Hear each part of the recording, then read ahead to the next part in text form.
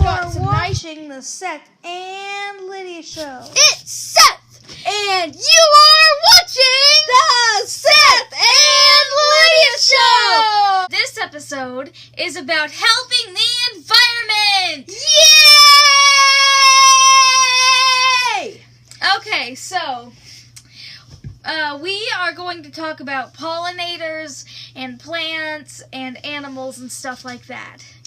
Yeah. So, yeah. And pollinators, they're very important to us. And part of our show is talking about the environment and, just getting the message across to people that, we need to take care of our environment. So we're going to have some questions and answers, and we're going to talk about stuff you can do.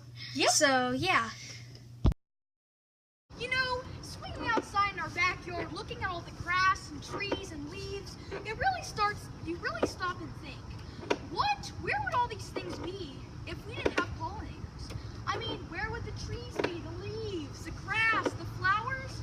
Well, we wouldn't have them because pollinators are really important to us. But before we realize how great pollinators are, we need to understand what they are. A pollinator is basically just an animal that helps plants and flowers make things like fruit or seeds. Okay, they collect pollen, which is a powder made by flowers that helps fertilize seeds, and they spread it to other flowers. Bumblebees, honeybees, wasps, hornets, moths, butterflies, flies, bats, and birds are different types of pollinators. Why is pollination important? Well, first of all, pollinators help plants reproduce. Pollination helps create most of the fruits and vegetables we eat. And also, 1/3 of the food we eat is made from a pollinator.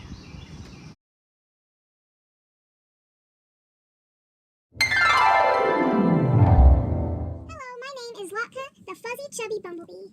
I'm also a pollinator. I would like to talk about why my friends are declining. And the reasons are because, first of all, we are losing habitat as your cities and farms get bigger. So that's your humans' fault.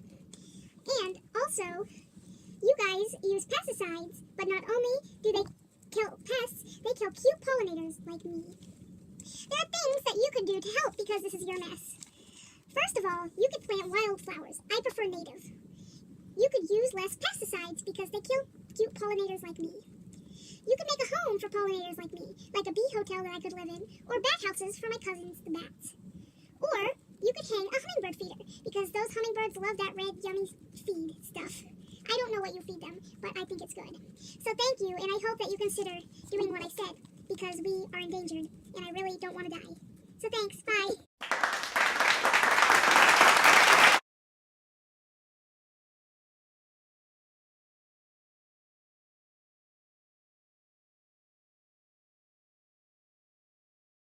today we are here with Bill Lane, the beekeeper, and we are going to ask him some questions. What can the average person do to help bees? Well, one thing is to plant flowers and different forage for them to eat. Whenever you build houses and you have big mechanized farms, it reduces the number of varieties of plants that bees can forage on. So the more things we can plant to help them out, the better. Specific things that we can plant. Well, lots of things that are good for pollinators. One is milkweed. It's great for not only honeybees, but bumblebees and butterflies. Any type of sweet clover. Trees. Trees are very beneficial to pollinators. Tulip poplar trees, locust trees, lots of different. I mean, there's lots of things that we can plant in your gardens. If you're going to not plant trees, but black-eyed Susans. I think you guys planted some black-eyed Susans. Yeah, things like that. Any type of wildflower. There are a lot of people that are scared of bees. So what do you do if there's a bee that's coming around you? Well, you can leave the area. Bees, if they're out foraging are not typically aggressive, so they're really not out looking to sting you. If you get around a nest of bees, then they can become aggressive, protecting the nest. They may be afraid that you're going to disturb the nest. So if you have one that's after you, you're probably around the nest, so you might want to just kind of leave the area. Yeah. Is there any way to prevent them from stinging you? I mean, to prevent them from stinging you, I mean, if they want to sting you, they're going to sting you. Yeah. There's not a way to keep them from doing it if they're wanting to. But bees, especially honeybees, are typically not aggressive, because if a honeybee stings you, it's going to die. Mm-hmm. So they typically are more docile than what people think.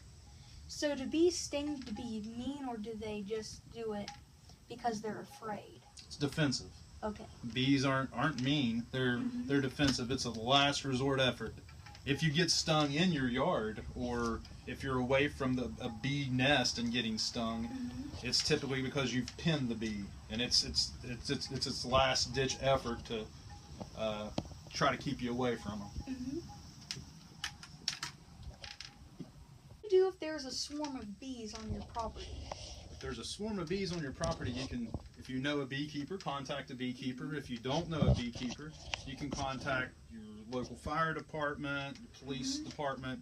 They will have a list of beekeepers in the area who will come out and gladly take a swarm of bees off your hands, because that's a free colony of bees for the beekeeper.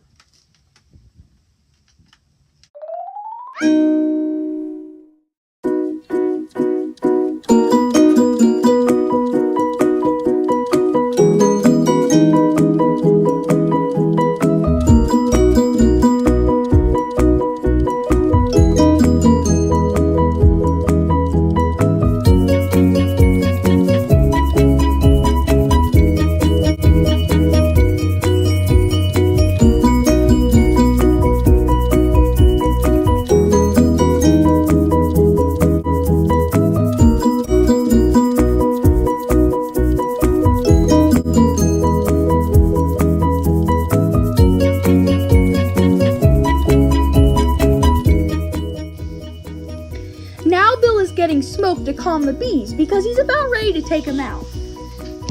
So he's putting on his suit.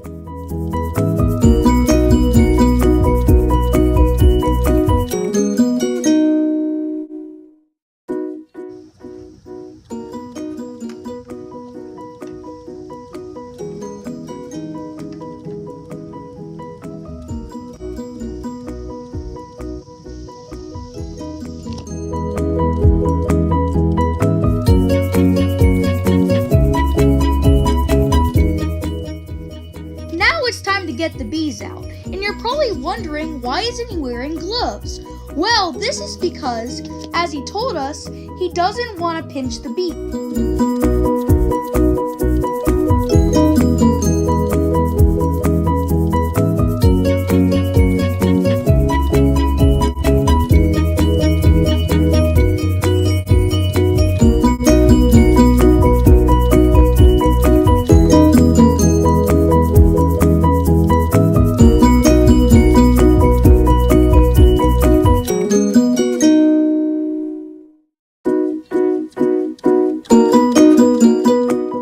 Wow, look at all those bees. That's pretty cool.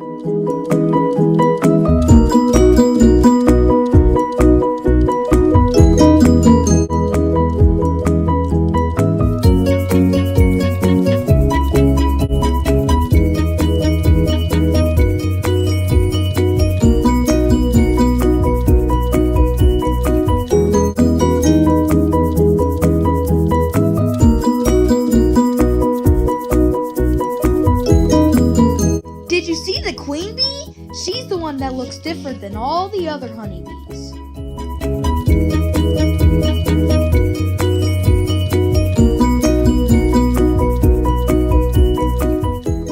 Time to put the lid back on.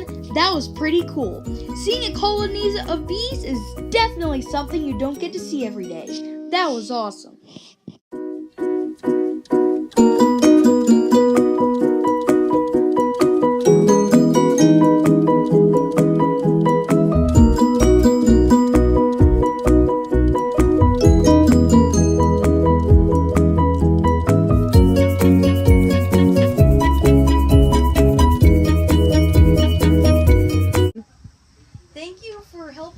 with the bees.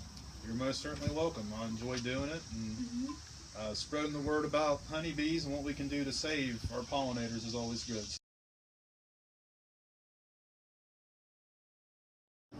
Those were all great ways to learn how to help out pollinators.